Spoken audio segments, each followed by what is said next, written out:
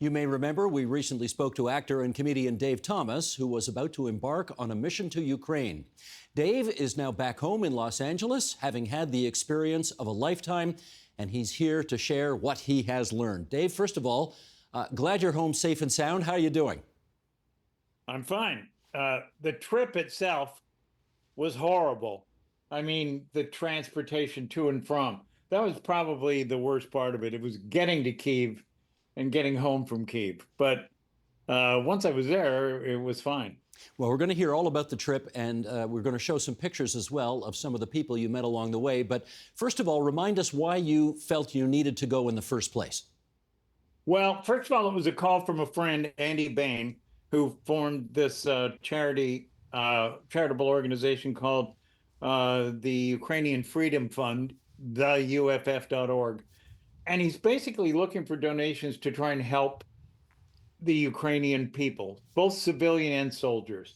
And their organization does everything from sending little teams of soldiers into hot zones and rescuing women and children. And in one of the ride-alongs, I went pets as well.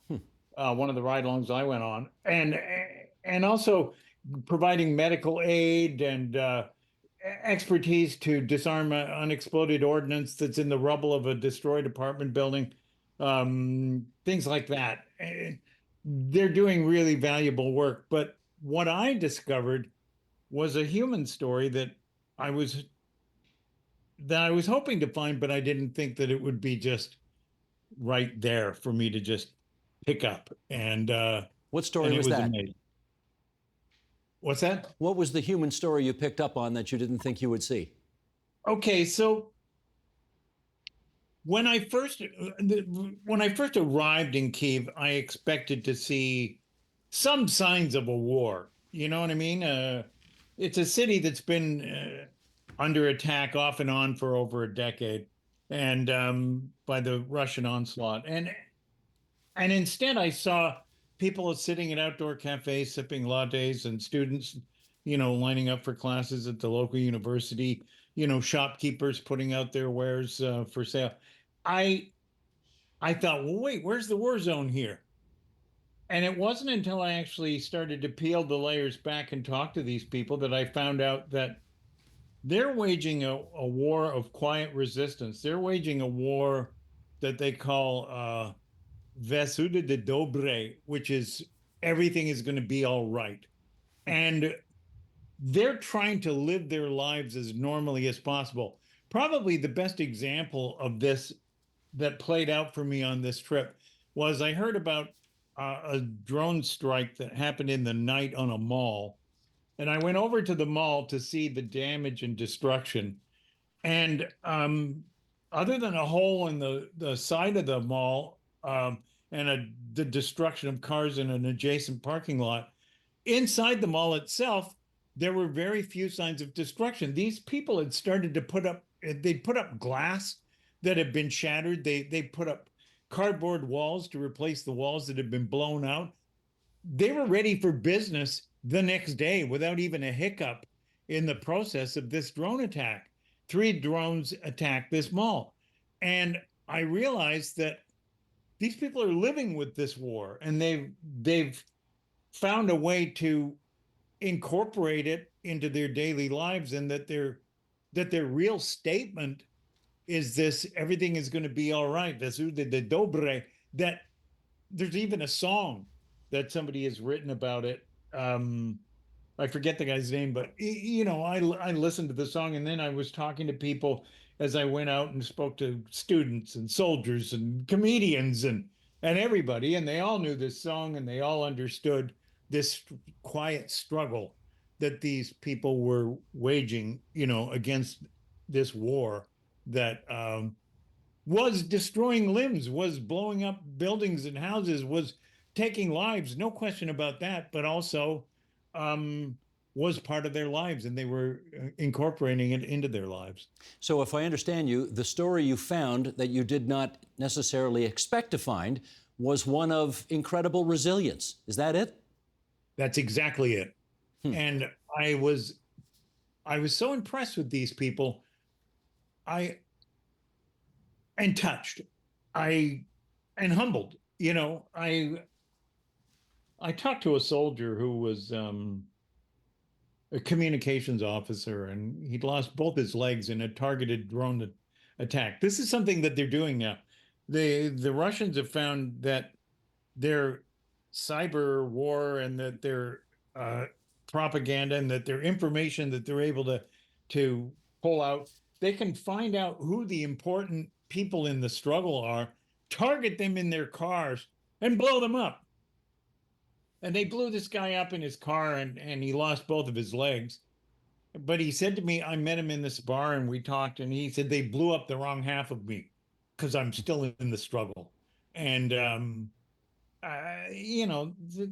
kind of bravery is it's exceptional. And um, I talked to another family whose uh,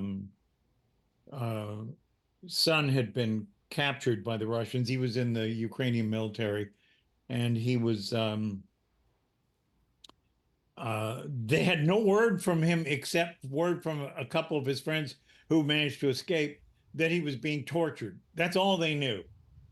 I mean, that's so horrible that that's the only news that you get is that your son is being tortured.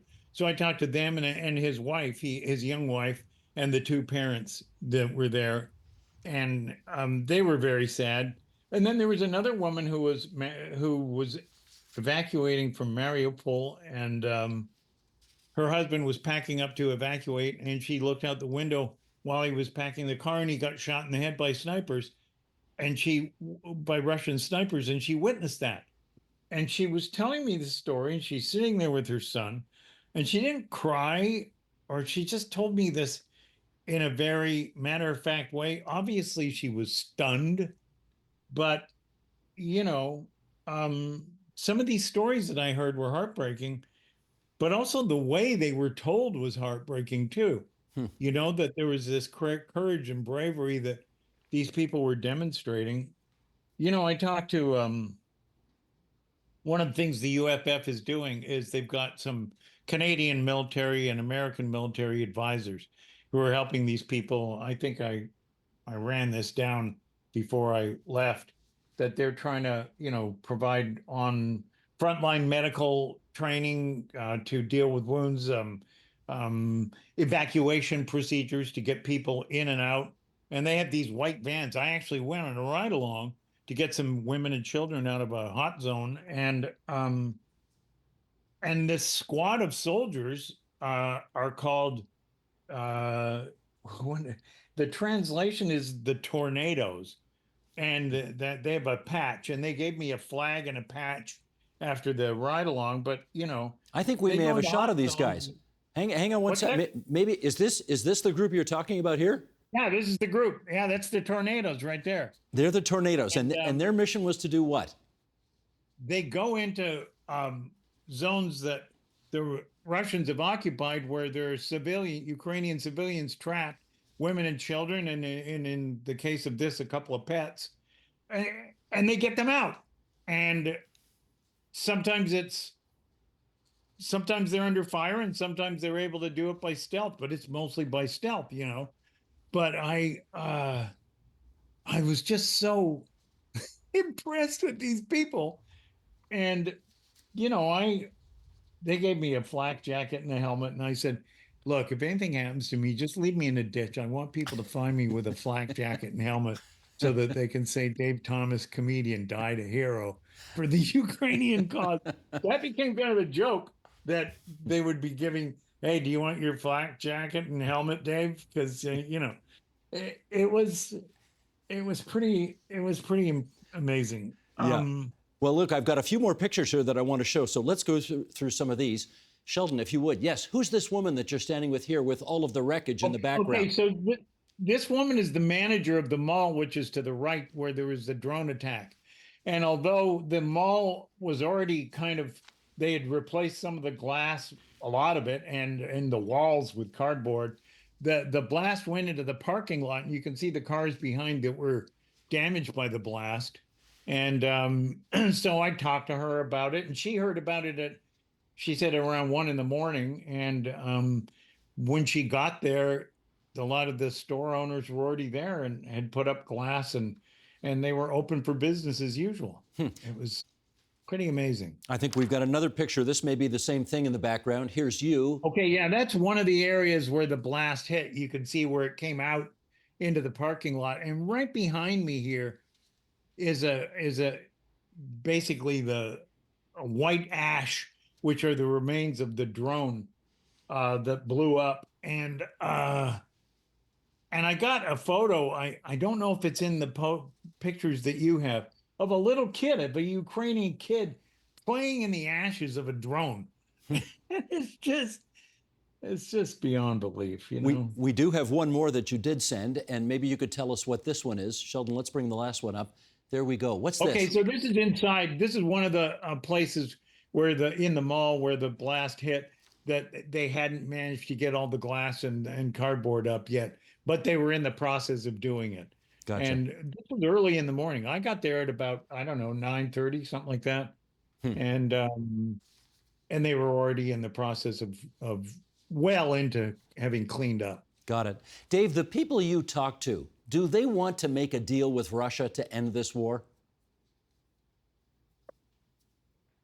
I'm not sure. I know that they don't want to give up.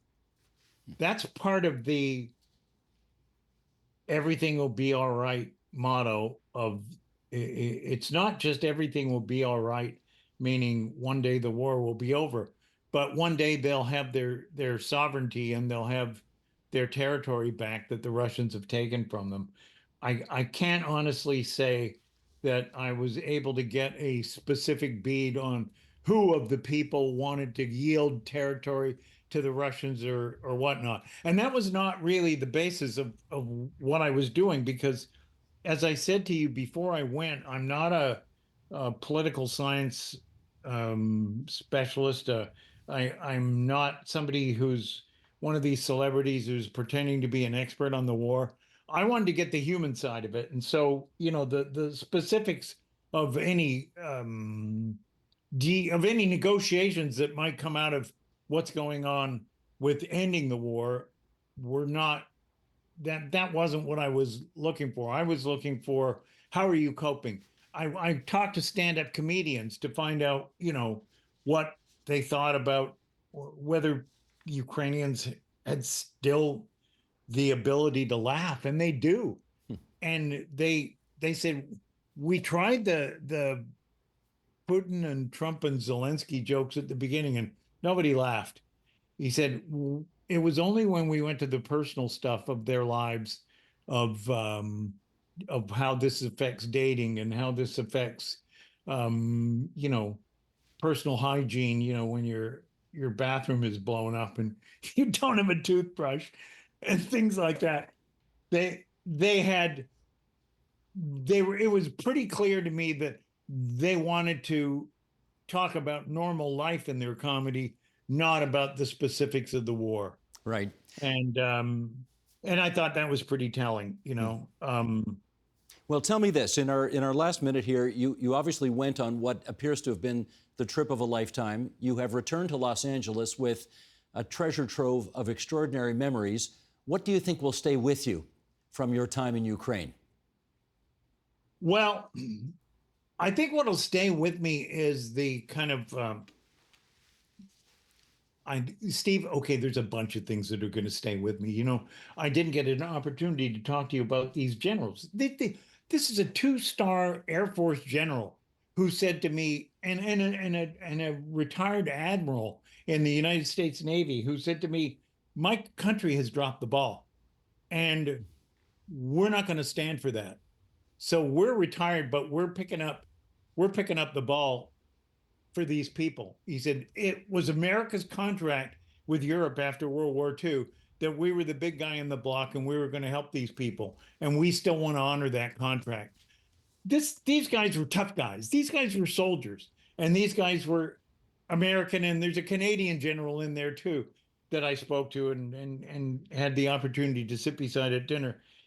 It's the same stuff, and they're giving them humanitarian help, and they're giving them, expertise on modern military warfare, because they were explaining to me that the Ukrainians are still dealing with the sort of post-Soviet, what they call top-down mentality of warfare that's kind of fear-driven, and that is, not rewarding people for excellence or independent thinking, but rewarding people for, um, doing well, playing hauling the party line and not striving for anything that would get you recognized by the KGB, then you'd be investigated.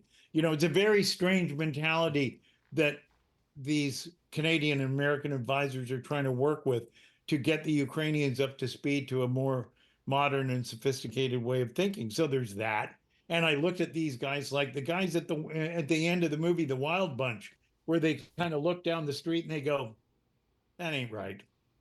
Let's go down there and fix that, And I told them I was very honored and flattered to be with them, and they were both these guys, the rear admiral and the general. They were Strange Brew fans, and I laughed at that, and they said, Dave, you make people laugh. We wish we could do what you do, so we're going to help these people in our way, and you got to do what you do. And I was humbled by that, and really flattered to be, included in their group, in a peripheral way. Well, that's just marvelous. We are, as I say, very glad that you got home safe and sound, and we're glad that you used your influence and power to bring some attention to something that is atrocious. So good on you, Dave Thomas, and we thank you for showing up here on TVO tonight to tell us all about it. Thanks for having me, and it was a pleasure.